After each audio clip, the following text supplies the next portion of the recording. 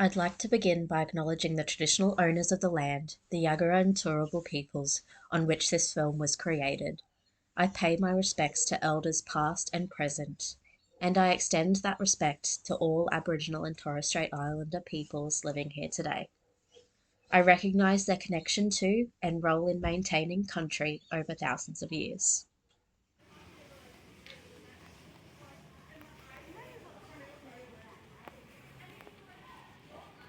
I remember learning about Australia's history in primary school. However, this history was not focused on First Nations people or our shared history, but was instead focused on colonisation, convicts, and the First Fleet arriving in 1788. My first introduction to First Nations people was through hearing dreaming stories like how the kangaroo got their tails and the rainbow serpent through picture books read to the class. However, these storybooks do not provide insight into the diversity of First Peoples culture. With over 250 unique Indigenous languages and many ways of communicating and storytelling through dance, drawing, and song, I was not exposed to anything other than the one perspective highlighted in these storybooks. It was not until high school when I learnt about our shared history, when I learnt about Terra Nullius, the stolen generation, and the lack of recognition of Aboriginal and Torres Strait Islander peoples in the Australian Constitution.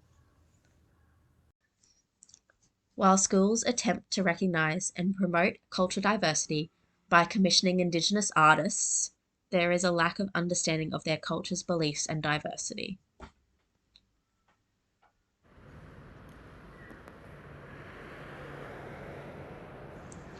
In efforts to discover community resources for First Nations people and identify how their cultural needs are integrated into society, I walked around my local area to see what I could find. Firstly, I found Uluburi Bar, which is a primary healthcare centre for First Nations people.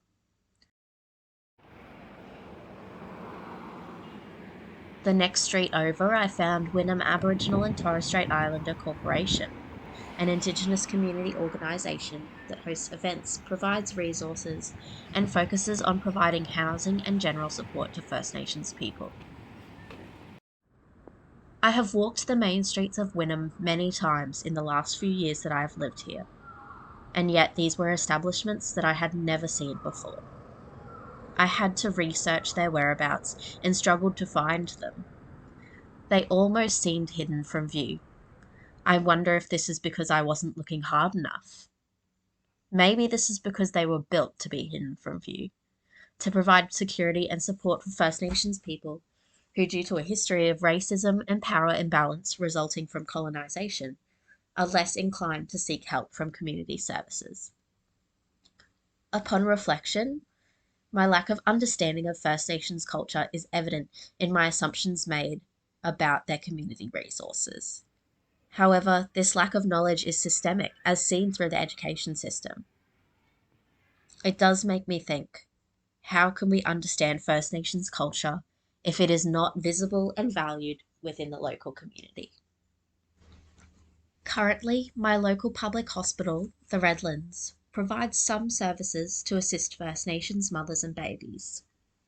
Gundapar is a community health centre in Wynnum that provides antenatal care linked to Redlands Hospital. This aligns with the needs of First Nations people by providing access to care without having to travel to the Redlands Hospital itself.